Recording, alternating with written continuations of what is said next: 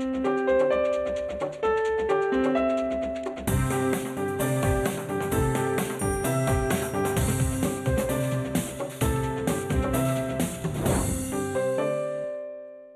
was picked up by RAW in 2013 and ever since I've been directing various activities in Balochistan and Karachi at the behest of RAW. I have been compromised in my process of intelligence operations.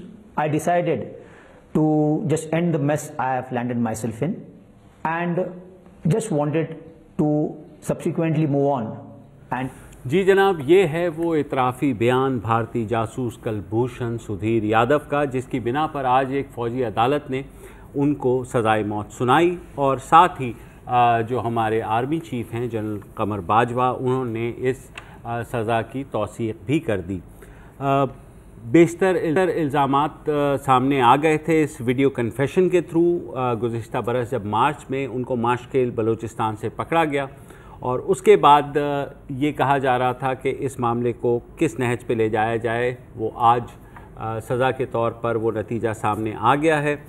तो वुसा साहब, diplomatically temper ज़ाहिर है high हो गए हैं। भारत का जो reaction आया है, उन्होंने कहा है कि हम ऐसे ट्रायल को नहीं मानते हैं। भारत ने साथ ही ये भी कहा है कि इसको एक कत्ल तस्वुर किया जाएगा अगर इसकी सज़ा पर अमल दरामद हुआ, और साथ ही उन्होंने कहा कि सबूत नहीं है, लेकिन क्योंकि वीडियो कन्फेशन सुनाने का मकसद यही था कि उन्होंने ख़ुद एतराफ़ी बयान एक मजिस्ट्रेट के सामने दिया है। ये भी कहा गया कि उनको पूरी लीगल जो असिस्टेंस है एक आर्मी एक्ट के तहत वो प्रोवाइड की गई। अब इससे अगला मरहला जो है वो ये है कि उन्हें एक लिमिटेड महदूद राइट टू अपील भी होगा, जिसके तहत वो इस ट्रायल को अगर चाहें तो चैलेंज कर सकते हैं। सिर्फ ज्यूरिसडिक्शनल पॉइंट ऑफ व्यू से मेरिट्स पे नहीं कर सकते वो आर्मी एक्ट के तहत, और उसके तहत ये होगा जब वो चैलेंज करेंगे तो एक बोर्ड बनेगा जो आर्मी चीफ बनाएंगे और वो इस केस की नज़र सानी की अपील सुनेगा, जिसका बहुत इम्कान यही है कि वो इस जो फैसला है उसी की तौसीक करेगा। जो भी एक मैं से ऐड कर दूं, भारत की रिएक्शन की आप बात कर रहे थे, तो एक प्रिजनर एक्सचेंज या एक प्रिजनर रिलीज भी स्केड्यूल थी पाकिस्तानियों की, तो आई बिलीव के वो भी 12 पाकिस्तानियों को भारत ने रिलीज़ करना था और अब उन्होंने वो उनको छोड़ने का फ़ैसला फ़िलहाल जो है सस्पेंड कर दिया और कहा है कि ऐसे हालात में हम पाकिस्तानियों को नहीं छोड़ सकते। पाकिस्तानी वो 12 पाकिस्तानी थे जो भारत में किसी न किसी इल्ज़ाम में कैद थे और अपनी सज़ा पूरी कर चुके थे, लेकिन क्योंकि इस वक्त टेम्पर्स बहुत हाई हो गए हैं तो भारत ने फ़िलहाल एक रिएक्शनरी तौर पर ये फ़ैसला लिया है। तो वुसा साहब, ये भी कहा गया इस बयान में कि वो कुलभूषण जो है पाकिस्तान में हुसैन मुबारक पटेल के नाम से काम कर रहा था। सारी तफसीलात ज़ाहिर है कि वो कई आ ही गई हैं। बिल्कुल। 2-3 सवालात हैं। पहली बात तो ये कि चार्जशीट अगर भरपूर है, मुकम्मल है, एविडेंस होंगे, आई एम श्योर तभी उसे सज़ाए मौत मिली है। फ़ौजी अदालत में ले जाने की ज़रूरत क्यों पेश आई? सिविलियन कोर्ट्स में ये मुकदमा चलाया जा सकता था इन्हीं मजबूत सबूतों के साथ और यही सज़ा मिल सकती थी। याद आ रहे हैं, एक तो जो बलूचिस्तान के होम डिपार्टमेंट ने इंटीरियर मिनिस्ट्री को ख़त लिखा था गुज़िश्ता साल के आखिर में, जिस कहा गया था कि इनके ख़िलाफ़ मुकदमा दर्ज किया जाए और अदालत में चलाया जाए। और उसके साथ साथ जब ये बात हुई थी, सरताज अजीज़ साहब ने पार्लियामेंट को ये बताया था कि हम इनके ख़िलाफ़ मुकदमा दर्ज कर रहे हैं, तो मेरे ख्याल में फिर शायद कहीं ना कहीं ये डिसाइड हुआ। बात पर एक क्लैरिफिकेशन भी जल्दी से कर लेते हैं, क्योंकि इंडियन मीडिया डायरेक्ट और एंगल से रिपोर्ट कर रहे हैं, और वो ये है कि वो एक पुरानी खबर लेके आ गए हैं कि जी सरताज अजीज़ ने तो एडमिट किया था पार्लियामेंट के सामने कि जी हमारे पास तो कोई सबूत ही नहीं है। वो यूएन डॉसियर की बात कर रहे थे कि इस यूएन डॉसियर में हमने एनेक्सीज नहीं लगाई, हमने पूरी सबूत नहीं दिए, वो एक अलग काम है। फौजी अदालतों का किस्सा ये है कि यहाँ जाहिर है कि 2 साल काम करती रही, अब भी काम कर रही हैं। जो आपके तखरीबकारी कर रहे हैं, जो आपके टेररिस्ट हैं, उनको तो सज़ाए मौत ठीक है, उसको तो दुनिया को उसकी ख़ास परवाह नहीं है, जैसे चाहें आप इंसाफ करें। लेकिन ये चूँकि इंटरनेशनल मामला है, लिहाजा कोई भी अदालत चाहे सिविलियन हो या फ़ौजी हो, दुनिया के सामने आपको 2-3 चीज़ें क्लियर करनी पड़ेंगी। नंबर 1, मुकदमा कब शुरू हुआ,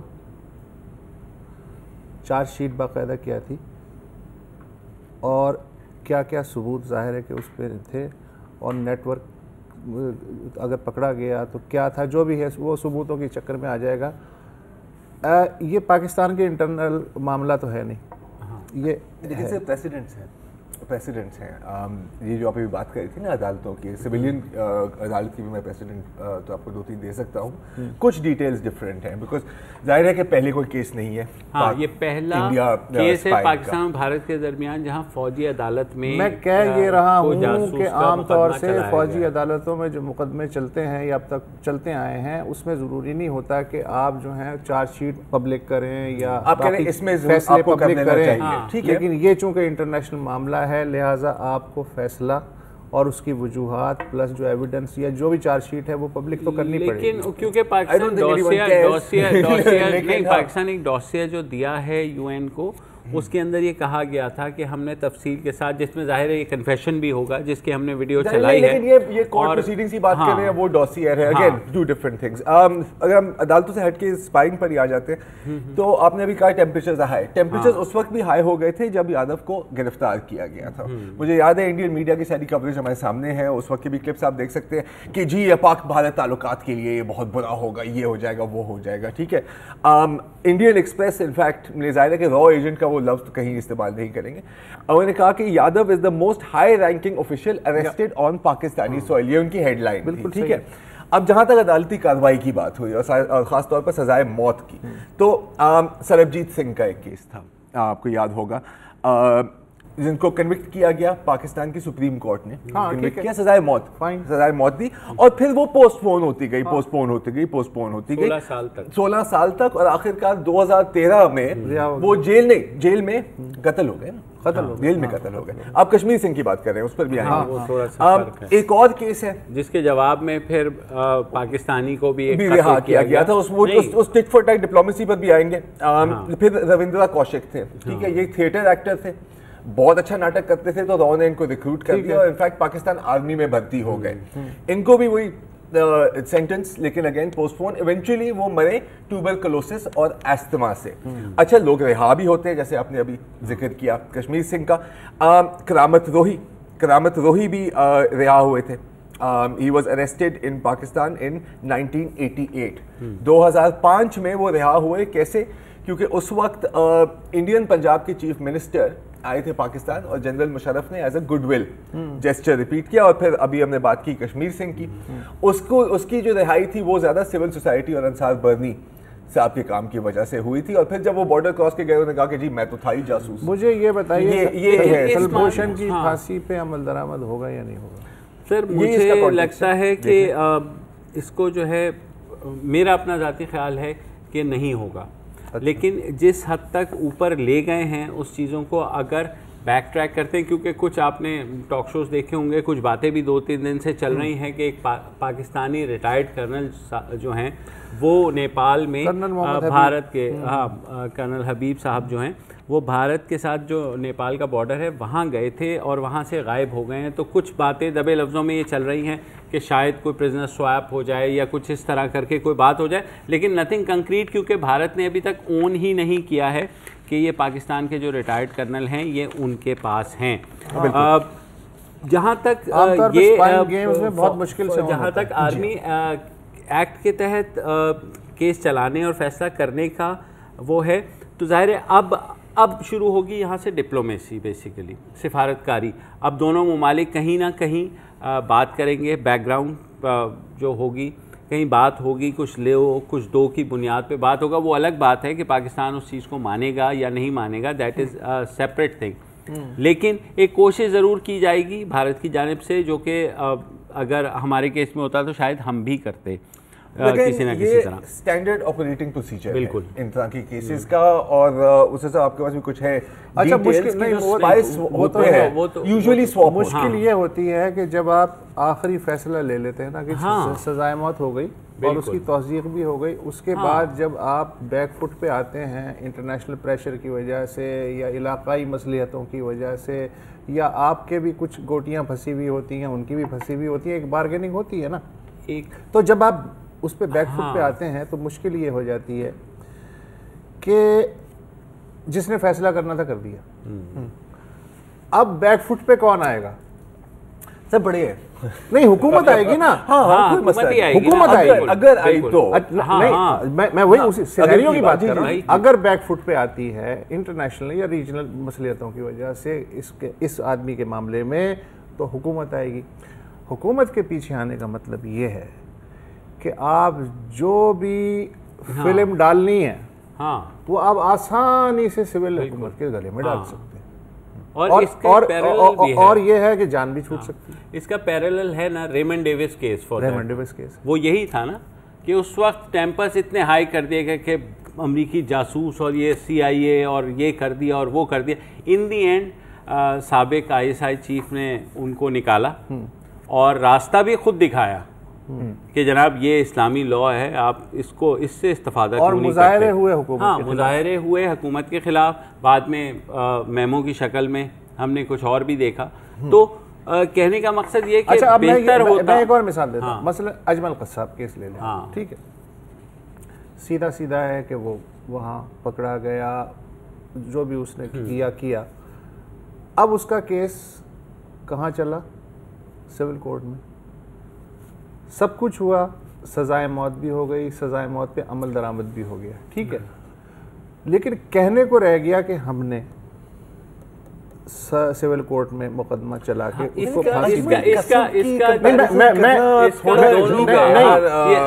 नहीं, बात सुने, मैं इसलिए मिसाल दे रहा हूँ।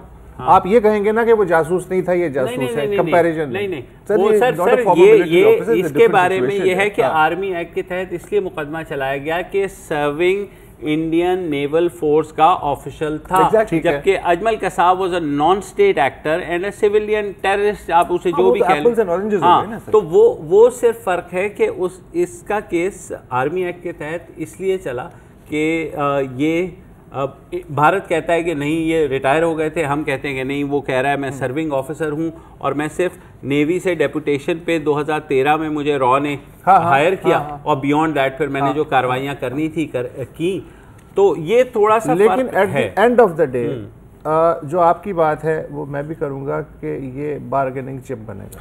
हाँ, एंड अगेन क्योंकि अभी हम सिर्फ सिनेरियोज ही बना रहे हैं, अगर इसको एक्चुअली फांसी दी गई ये काफी अनप्रेसिडेंटेड बात होगी। हाँ, विद इन नॉट जस्ट सिर्फ पाकिस्तान और इंडिया के कॉन्टेक्स्ट में, बल्कि इंटरनेशनल स्पाइंग हिस्ट्री और प्रोटोकॉल्स के बारे में इस ब्रेक के बाद तब बताएंगे किस तरह जासूसों से डील किया गया। बैनुल-अक़वामी सतह पर ये जासूसी का गेम तो सदियों से खेला जा रहा है, मगर इस लेवल पे जब चीजें आ जाती हैं तो क्या होता है, देखिएगा इस ब्रेक के बाद।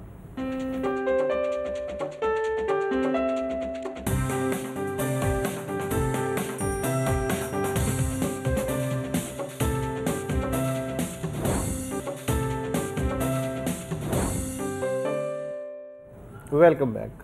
पिछले सेगमेंट में हम जो गुफ्तगू कर रहे थे कुलभूषण यादव के हवाले से, उसमें एक पॉइंट पे हम बार बार जोर दे रहे थे कि वो ठीक है कि सज़ाए मौत हो गई, लेकिन क्या इस सज़ाए मौत पे चूँकि वो जासूस है अमल दरामद भी होता है या नहीं।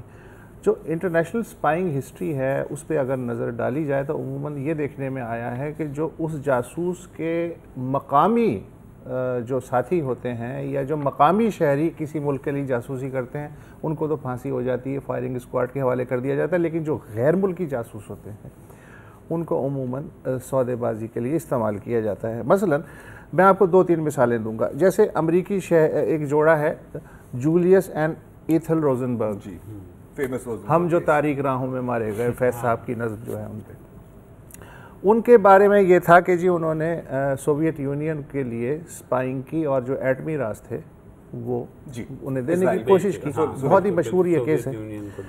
उन्हें 19 जून 1953 को सजाए मौत दे दी गई अमेरिका में और मार दिया गया। वो अमेरिकन शहरी थे। तो ये था ट्रीजन, ये गद्दारी का केस था।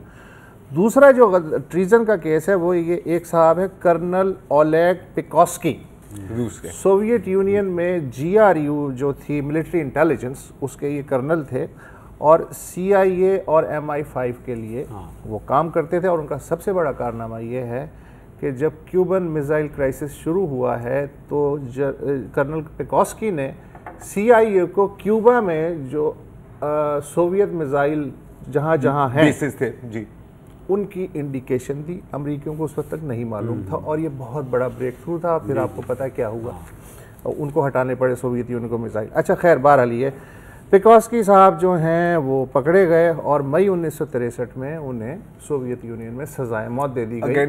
अगेन गद्दार थे, रूसी शहरी थे। U-2 पेशावर से उड़ा था 1960 में। गैरी पावर्स वो पकड़े गए थे वहाँ सोवियत यूनियन के ऊपर, मिसाइल लगा था उनके तैयारे को। खैर जनाब, उन्हें पकड़ लिया गया। जो सोवियत मिलिट्री कोर्ट थी उसने उन्हें 10 साल हार्ड लेबर कैंप की सजा सुना दी। साइबेरिया चलो। हाँ, साइबेरिया चलो। 1 साल बाद जो गुफ्तगू हुई पसे पर्दा अमेरिका और सोवियत यूनियन की, उसके तहत 1962 में गैरी पावर्स जो हैं वो अमेरिका के हवाले किए गए। इसके बदले KGB के कर्नल रुडल्फ एबल जो अमेरिका की तहवील में थे, गोली नहीं मारी, कहा कि प्रिजनर स्वैप हो गया। प्रिजनर स्वैप हो गया। अच्छा, और मैं ये भी बताता चलूँ कि जो सफारती रूप में जो अफसर हैं वो बहुत ही घनावनी जासूसी करते हुए भी पाए जाते हैं। ज़्यादा से ज़्यादा क्या होता है, they are kicked out. Technical term में कहते हैं ऑफिशियल कवर और नॉन ऑफिशियल। हाँ, ठीक, 2 चीज़ें होती हैं। ये होता है।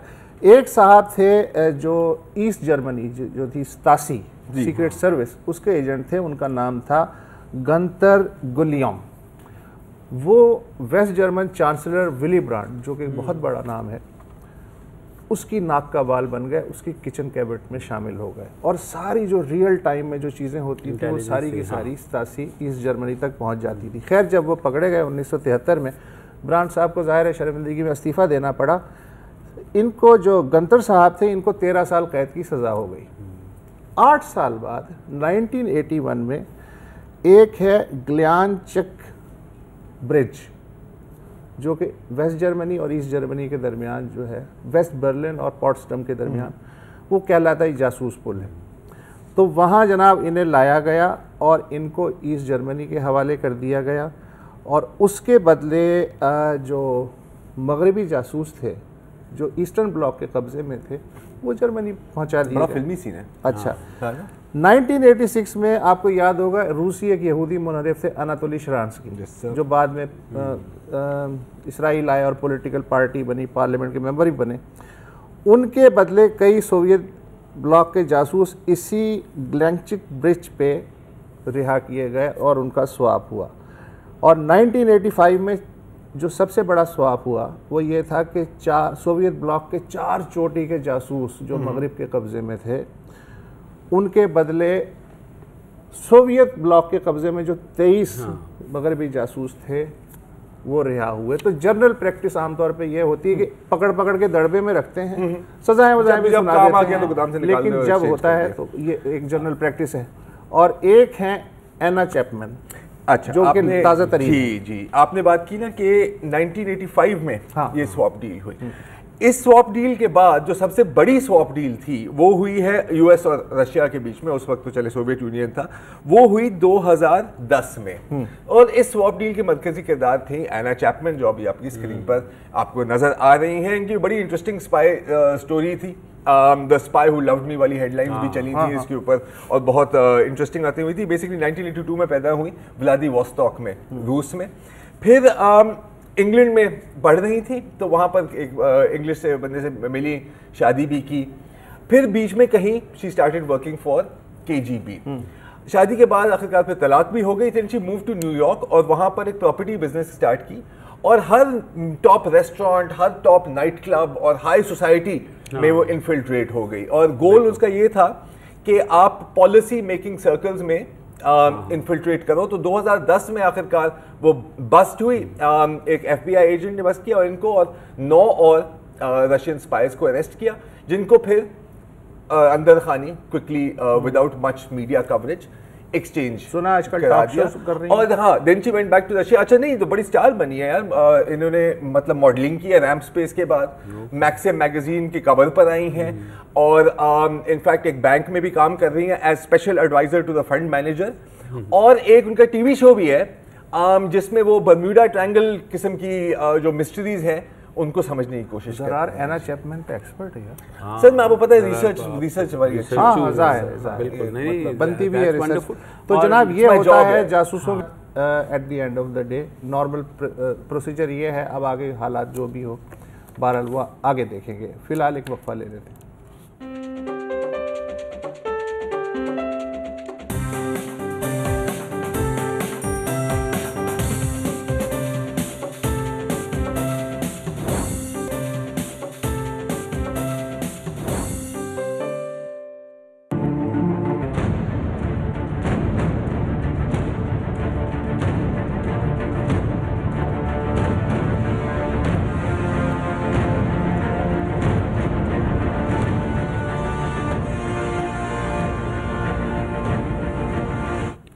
जी, मकबूजा कश्मीर में भारतीय फ़ौज की पुरतशद्दुद कार्रवाइयाँ जारी हैं। कल एक बाई इलेक्शन के मौके पर कश्मीरियों के एहतजाज पर भारतीय फ़ौज ने फायर खोल दिया। 8 कश्मीरी शहीद हुए, सैकड़ों ज़ख्मी हो चुके हैं। आज भी 4 कश्मीरियों को शहीद किया गया और ये सारी सूरत हाल जो है खासी तशवीशनाक हो गई है मकबूजा कश्मीर में, और वहाँ पर आवाज़ें उठ रही हैं। ख़ास तौर पे ये जो बाई इलेक्शन था उसके बारे में ज़रार आपको तफसील से बताएंगे कि सर इस इलेक्शन को तो अभी के लिए छोड़ दें। मैं आपको एक कल भी है। अच्छा, एक कल भी है। आपको एक पिछली इलेक्शन के बारे में एक सिखा देता हूँ। 2014 में जब जम्मू एंड कश्मीर मकबूजा कश्मीर में इंतखाबात हुए थे तो मोदी सरकार बड़ी खुश थी। इनफैक्ट सुन ले कितने खुश थे। बुलेट के जोर से बैलेट को दबाने की कोशिश करते थे। पहली बार यहां की जनता में ताकत आई है कि उन्होंने बुलेट को दबा करके बैलेट का परिचय करवा दिया है। ये ताकत आई। ये थी 2014 की इलेक्शन के बाद मोदी सरकार बड़ी खुश थे, और बड़ी खुशी का मौका भी था उनके लिए। क्योंकि जो अगर सिर्फ आप 5th फेज की बात करें, 5 फेजेस में इलेक्शन होती है वहां पे। 5th फेज में भारत की इलेक्शन कमीशन ने कहा कि 65% टर्न आउट, 65%। ठीक है, कुछ लोग कहते हैं कि कुल 43% था।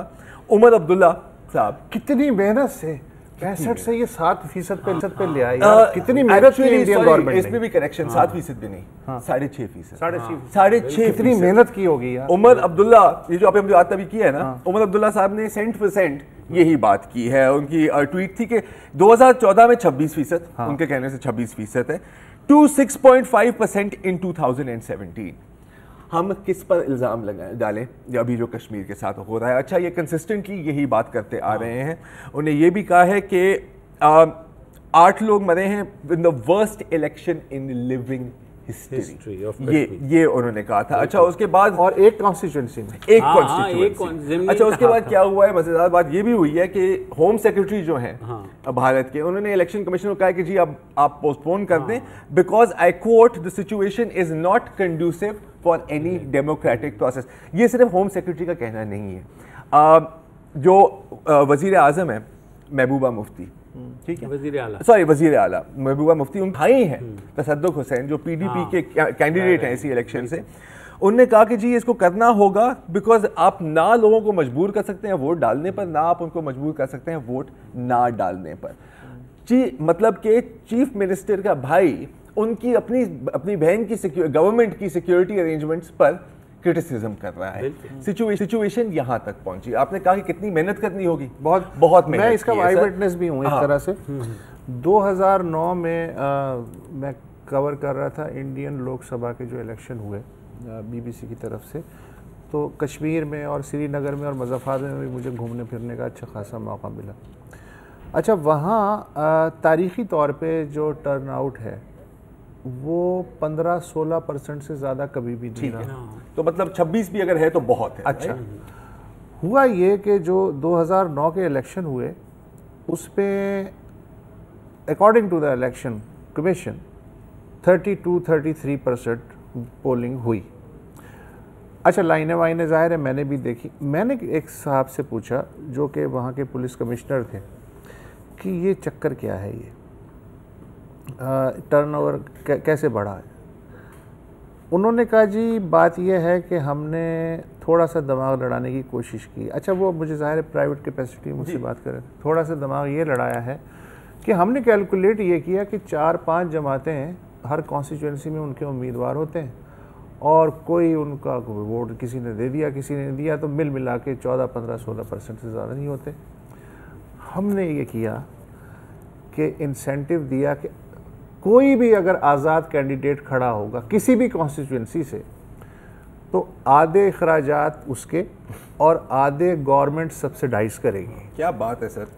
तो उस चक्कर में 5 लाख में से 2.5 लाख गवर्नमेंट देती है।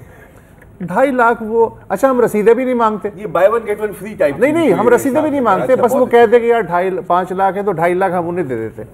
अच्छा, उसके बाद होता ये है कि उसका थोड़ा बहुत घर-वर भी बच जाता है, कुछ और चीज़ें भी वो कर लेता है, लेकिन वो अपने साथ कम से कम 100 वोट जरूर लाता है पर कैंडिडेट। लिहाजा ऑन एन एवरेज अगर एक कॉन्स्टिट्यूंसी से 22-23 आज़ाद उम्मीदवार खड़े हैं और जो टर्नओवर वो लाएगा तो ऑब्वियसली 32% तो बन ही जाएगा। तो ये टेक्निक इस्तेमाल की थी उन्होंने। कहाँ से कहाँ आया है यार, 6.5%। लेकिन अब 6.5% डिस्पाइट व्हाटएवर द गवर्नमेंट, हो सकता है उन्होंने 100% ही कर दिया आपके भाई जरा। This is because of the government ना, ये जो 26% से लेकर 6.5 आए। अभी मोदी साहब के ट्वीट सॉरी शॉर्ट्स देख रहे थे ना कि बैलेट ने बुलेट को शिकस्त दी है, लेकिन अब तो लगता है कि पैलेट गन ने अब बैलेट को छली ही कर दिया है। और with in span of 1 year यार, मतलब जो सेंटिमेंट चेंज हुए हैं ना, क्योंकि लास्ट ईयर एक जिसे वो सद के बकौल सेकंड इंतफादा, थर्ड तो वो थी, उसके बाद हाँ बुरहान वानी की शहादत के बाद, उसके बाद फिर जब विंटर्स आए तो सबने कहा कि शायद ये खत्म हो गई है और नहीं वो होगा। विंटर से लेके अप्रैल तक तो 3-4 महीने जाहिर है कि उन्होंने अपने जख्म ठीक किए, इतने लोग ब्लाइंड हो गए थे, रेस्ट कर लिया। अब समर आ गया है, समर के साथ ये समर चलता है। इससे पहले भी मुजाहिरीन ने जिस तरीके से शिद्दत पसंदों को बचाया, ये एग्जैक्टली यही कहने वाला था। 29 मई को इसी साल क्या हुआ था कि 3 शहरी 29 मार्च में, सॉरी नहीं मई में था, I think April May is come में, सॉरी 29 मार्च में 3 कश्मीरी को कत्ल किए गए थे। क्यों? क्योंकि वो इंतहा पसंद मिलिटेंट्स को, आई मीन सॉरी सेपरेटिस्ट को रिलीज करने की कोशिश कर रहे थे and they attack the police. अब आप देखें कि पब्लिक सेंटिमेंट, मैं वही कह रहा हूँ ना कि सेंटिमेंट बिल्कुल ही चेंज हो गया है। अच्छा, सबसे जो खराब बात इंडियन गवर्नमेंट के लिए हुई है, मगर कश्मीरियों के हिसाब से बहुत अच्छी बात है, वो ये है कि जो आज का लड़का है ना या लड़की जिसकी उम्र है 18 साल 16 साल 15 साल 20 साल, 90s की जनरेशन से अगर मैं कंपेयर करूँ तो ये जो लड़के लड़कियां हैं इनके दिल से मौत का खौफ ही निकल गया है। अच्छा, रियासत नाम क्या है? खौफ का और डिस्टेंस का।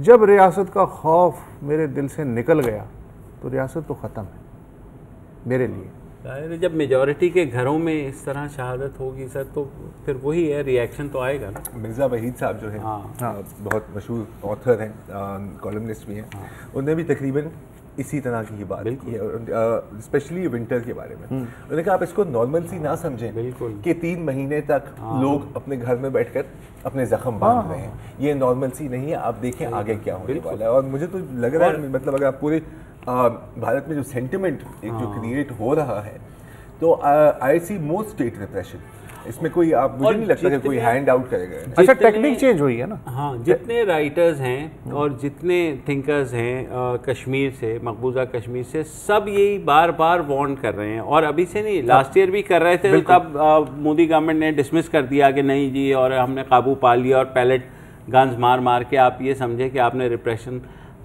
से जो है उस चीज़ को ख़त्म कर दिया। लेकिन जिस तरह से दोबारा से वो चीज़ वापस आई है, तो डजंट सीम लाइक टेक्निक ये चेंज हुई है कि पहले कश्मीरियों ने जलसे जुलूस, एहतजाज, पथराव एक रिवायती सा एक होता था।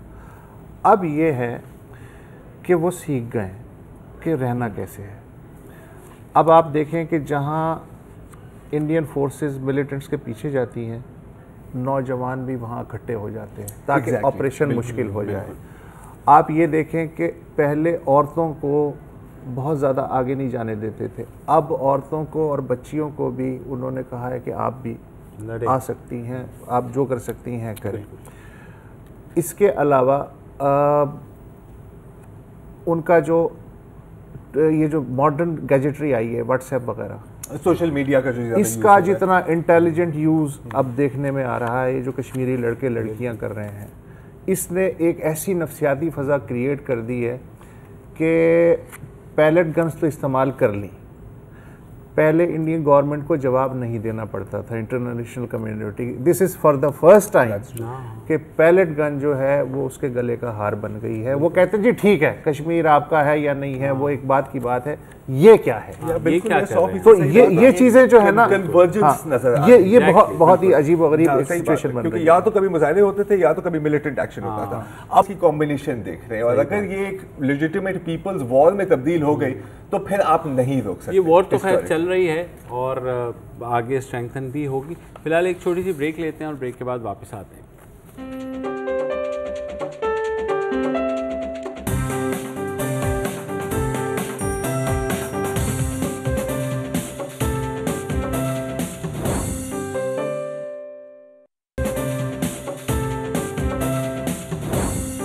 Welcome back. पंजाब असेंबली के एक मेंबर हैं राना शोएब इदरीस साहब, उनको कल रात को ये ख़बर आई कि उन्होंने एक हुकूमती हस्पताल में, एक गवर्नमेंट हॉस्पिटल में जा कर के हंगामा आराई की, वहाँ सिक्योरिटी गार्ड को पीट डाला।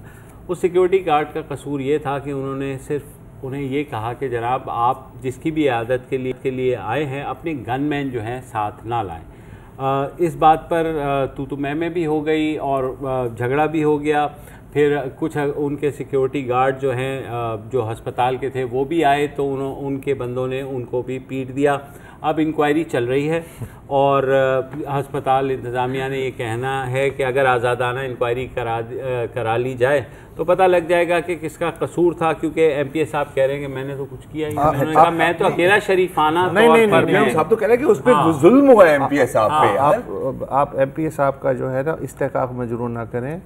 एमपी साहब का कहना है कि वो वार्ड में दाखिल हो रहे थे, जैसे कि लोग दाखिल होते हैं, तो ये जो गार्ड था पता नहीं इसके जी में क्या आई, इसने मुझ पे तशद्दुद शुरू कर दिया। अच्छा, तो मैंने अपने मुहाफिजों को कहा यार बचाओ मुझे, ज़रा आके रोको। तो वो 3 मुहाफिज थे, वो दौड़े दौड़े आए और उन्होंने एमपीए साहब जो राना शोएब इदरीस हैं उनको इस वहशी गार्ड के तशद्दुद से बचाया।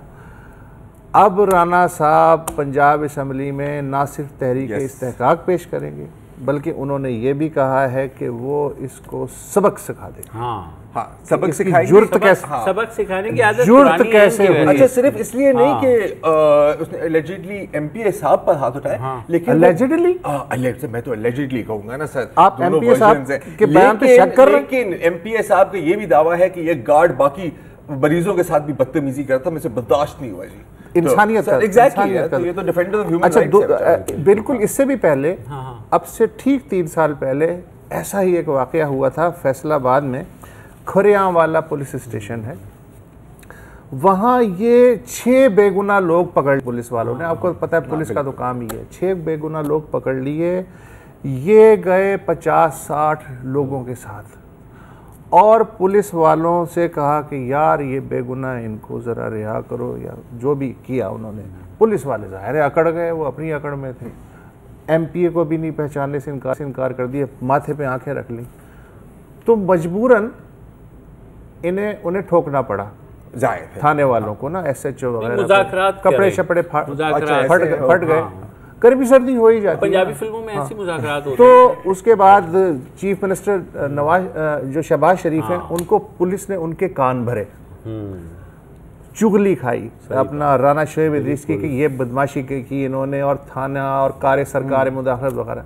अच्छा, आपको पता है वजीर आला कच्चे कानों के हैं, तो उन्होंने खाजी नोटिस ले लिया और कहा कि इस बंदे को गिरफ्तार करो। एमपीए जज्बाती, उन्होंने कहा एमपीए हो या कितना भी कोई बासर आदमी हो उसको मैं लेकिन आखिर में जीत हमेशा हक और सच की होती है। राना शोएब इदरीस उस मुकदमे से साफ बरी हो गए।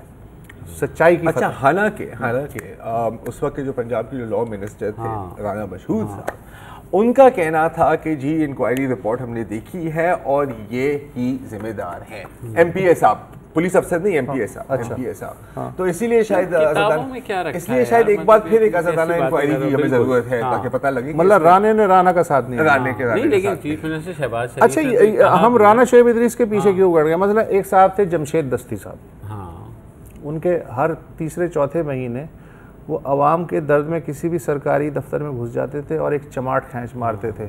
जो भी सरकारी अफसर जो है उठ के उनसे नहीं मिलता था, एक पब्लिक इलेक्टेड जो है नुमाइंदा, उसे आप उठ के नहीं मिले, यार कमाल है। एक डॉक्टर ने भी तौहीन की इसी तरह, तो उनकी भी पिटाई की। सेनेट के साबिक चेयरमैन जनाब नैयर बुखारी के, जिनका जो 12 कहू से जो उनके एंट्रेंस को जो सड़क जाती है उस पर आज भी लिखा हुआ है चेयरमैन सेनेट ऑफ पाकिस्तान, मैंने बोर्ड देखा है। वो और उनके साहबजादे जब इस्लामाबाद में F8 कचहरी में गए तो एक इंतहाई बदतमीज़ गार्ड ने उन्हें कहा कि जनाब ये जो गेट लगा हुआ है स्कैनर, इसके अंदर से गुजरे। हाँ, यार ऐसे तो नहीं हो सकता। तू साबिक चेयरमैन सेनेट को कह रहा है ये। उनके बेटे ने वो ठुकाई की है, उसकी तो वो वीडियो भी थी और बेसिकली उन्हें कोई स्कैनर से गुजार दिया था। साहब को मत भूलें, हाल अभी की बात है कि वो जो पुलिस स्टेशन में गए थे वारिस्तान, तो भैया आवाम ने वोट दिया है, क्या मतलब है? आप इस तरह तौहीन कर सकते हैं मुंतखब नुमाइंदों की? ये ठीक कर रहे हैं यार, ये ऐसे करना चाहिए। जमहूरियत ठीक है राणा साहब, तो फिर बंद करते हैं मेरे ख्याल में। राणा साहब को फैसला आ गया, तो जनाब आज के लिए इतना ही। राणा साहब दबी रख, कल फिर मिलेंगे, इजाज़त दीजिए, अल्लाह हाफिज़।